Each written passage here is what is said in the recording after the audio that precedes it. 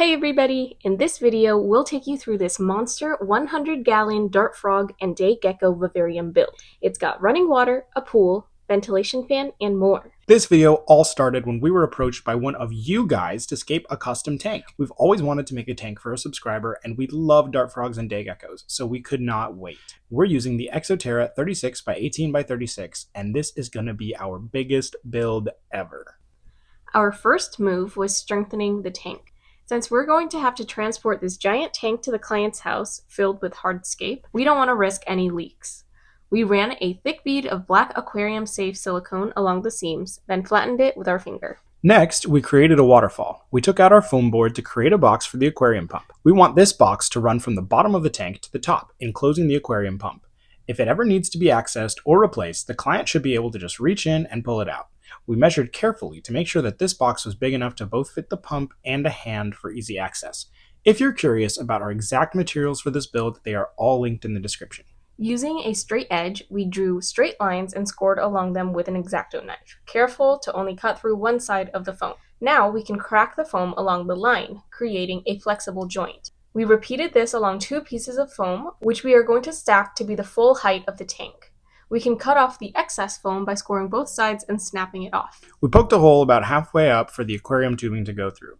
This will be where the waterfall emerges from. We cut a hole out for the bottom for water to flow in, and then covered it with a thick layer of aquarium sponge to filter out substrate and debris. Next, we added the aquarium pump to the back left of the tank. We stacked the boxes around it and connected them with hot glue, completing the pump compartment. To disperse the waterfall, we're going to use a plastic cup. We cut numerous holes in it and then slid it over the waterfall pipe. We filled the cup with sponge to further disperse the flow and prevent noise. Now the water will flow into the cup and out through the numerous holes. We siliconed the entire waterfall box to the tank on all sides to seal it off and prevent access by animals later on. Now it's time for ventilation. If you've seen our ventilation video, you know that we believe this is the key to keeping good moss and plant growth in your tanks. If you want a super in-depth look into our ventilation systems, go check out the video and subscribe for more niche videos like that one. For this tank, we cut our foam board to make a T-shaped ventilation system that uses a large PC fan. First, we made a box to hold the fan. We make sure to fold over some of the foam to create a lip at the bottom of the box. This way, the fan can rest inside the box without falling through or needing to be bolted in place. We made tubes by folding pieces of foam into thirds and then connected them to complete the rest of the T-shape. We glued it all together, then cut out pieces of foam from the front at the intake where the fan is located and from the two outtake points. With the ventilation system done, we hot glued it to the back wall. Here is a quick look at the fan that we're using. It's fully adjustable so that the client can pick the best setting for the climate in their house. Next, we siliconed the entire system securely in place, sealing it off from the rest of the tank. This system will draw air in from the box at the top of the tank and blow it out from the bottom on the two sides, creating constant air circulation. We siliconed pieces of mesh over the intake and outtake points so that they're inaccessible to critters. And here's what it looked like with all of our compartments built. Don't worry if it looks a little weird, we're going to blend all this hardware seamlessly into the background with sponge lids for both the aquarium and the ventilation system. For the hardscape, we're going to start on the left side of the tank, beginning with a waterfall.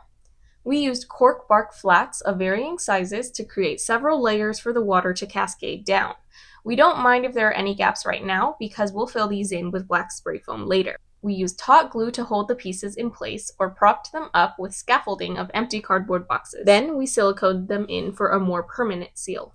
We started placing our driftwood in and around the waterfall. We wanted it to look like roots or branches were fitting organically over other pieces of the hardscape. We're using several medium pieces of wood that were fitting together to all look like one big piece. Next, we added a cork bark log on the upper left. Our client is planning on keeping day geckos in here, so they're going to need a basking spot with a heat lamp. This seems like the perfect place. We also sprinkled in a few plant pots around the walls. These will be perfect for some soil deposits and arboreal plants later. Now let's move on to the right side of the tank. We're going to add another set of branches here so that the tank almost looks framed by trees or roots of trees. We're going to add cork bark higher up on the walls like branches in a canopy, making sure to try and blend the ventilation into the background. With the first round of hardscape in, we moved to a round of spray foam to seal these larger objects in place so that we can take out the cardboard supports. We're using black pond and stone spray foam to fill in all the gaps and crevices and support and lock these larger pieces of driftwood in place. In some cases, we'll assemble the tank on its side and we won't deal with supports, but with a tank this size, tilting it back and forth can be very difficult. With these large pieces secured, we can add more bark and wood to the background, helping disguise the ventilation system. We're placing the cork bark plats at an angle to provide spaces for the geckos to sit. After this step, we could really see the ventilation system in action, with the strings of hot glue flapping around in the breeze. Okay, time for some more spray foam. We're going to continue coating the entire background and blend in all the pieces that stick out. Then, while that cures, we can start laying down the drainage layer. We're going to use sheets of sponge that we cut to size and lay down. These provide a space below the waterline for beneficial bacteria to colonize, while being much lighter than lava rock or Lika pebbles, which makes it way easier to transport. With these in place, we can do a water test. Thankfully, the waterfall flowed perfectly down the driftwood, creating shallow pools in certain areas before diffusing down onto the ground. At this point, we also started carving the existing foam. We used an X-Acto knife to slice at the foam, then peel it away with our fingers. This reveals a rough, uneven, and matte texture that almost looks like lava rock. We're going to do this everywhere to give the background a better textured look. Next, we made a shallow pool area for the poison dart frogs. We needed this area to be below the waterline of the tank, so we cut out a half circle from the foam. We then lined this half circle with pieces of rock and driftwood to give the pool some texture and to make it easier to get in and get out of for the frogs. For rock in this tank, we're going to be using Cereus stone, which we also added around the waterfall. Because we're transporting this tank, we want it as light as possible, so to elevate the substrate slightly in the background, we're going to add some foam scraps from the background that actually comes with this tank. Back to the spray foam. We filled in the gaps in the pool and around the rest of the tank. You guys know we always say this, but always use black spray foam because it looks so much better than the normal white or yellow one. And make sure to fill in all the nooks and crannies so that no critters venture into places you can't access and get stuck. With everything sprayed in, we can finish carving away the foam. We did another water test to see how the waterfall flowed with a new spray foam shape. Now it's time for our favorite part, adding texture to the background. We coated the background in black aquarium-safe silicone, smearing it over every single bit of exposed spray foam using our rubber gloves. Then, we stuck our soil mix to the exposed silicone. For coating the walls, our mix consists of finely chopped sphagnum moss and cocoa fiber. This is going to retain moisture and let plants root along the walls. Here's what it looked like after all the walls were coated. Now we're going to black out the outside so that light can't get in. This will really make all the crevices and corners extra dark for some great contrast. We use painter's tape to mask out places we don't want the paint to get. We put tape sticking out over the edges so that the spray can't get on the glass in the front. We use Plasti-Dip to spray the glass black. It takes 3 thin coats with 30 minutes to dry in between each coat. If we ever feel like peeling it off, we can just peel it off smoothly in a sheet, unlike with paint. Here's what it looks like after our spray. We left it so that the pump compartment was still visible. Next, we brought it to the client's house. We transported it laid on its back in the car on some blankets. We chose to move it without substrate or any hardscape that wasn't fixed down, and then plant it on location, which made it much easier and safer to transport. Once we got there, we laid down some plastic sheets to protect from dirt, and we got to work. We added the substrate in first, sloping upwards towards the back to create an illusion of depth. Next, we added some more hardscapes, starting with a big piece of driftwood to continue the illusion of the roots of a large tree on the right side. We used some large Cereus stones to prop it up, connect the wood to the pond in the waterfall, and reinforce the slope. With that ready, we can start adding plants. We used a wide variety of plants for this build, which are all listed in the description. We used large ferns to fill in the background with some smaller plants in the foreground. We sprinkled in some polka dot plants and begonia for spots of red and pink color. We put plants that are more comfortable growing immersed in water on the left, in and around the waterfall, and plants that would be happier not constantly getting soaked on the right side. We made sure to put small climbing plants in pots on the walls so that they could cover the background. The client's very cute dogs were very vocal about the placement. While we were adding the plants, we slowly started filling the tank with RODI water.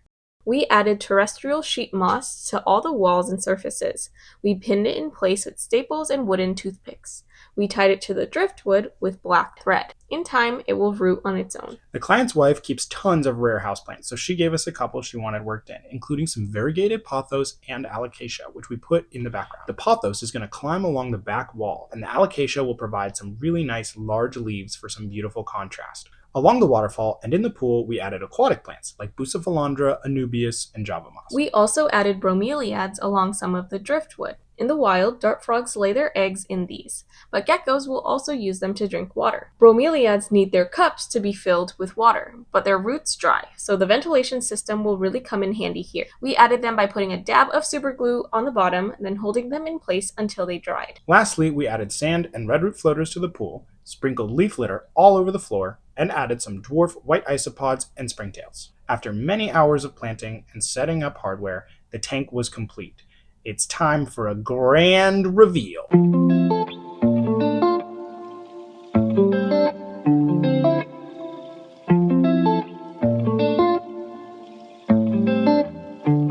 We added an auto misting system along the top, which connects to a reservoir beneath the tank. We had an LED UVB bulb across the whole tank with a small heat lamp on one side so that the day geckos can bask.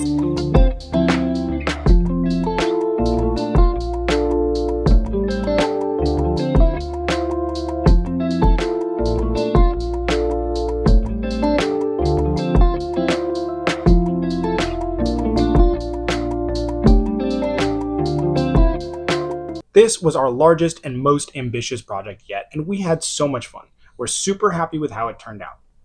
Here is some footage from the client from a few weeks later. He hasn't had dart frogs yet, but there's some itty bitty baby day geckos in there that are absolutely adorable. If you guys ever want to commission a tank like this one, you can find our email in the description and feel free to reach out to us.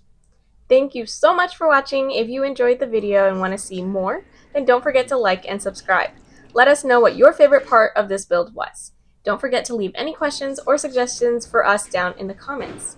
See you next time!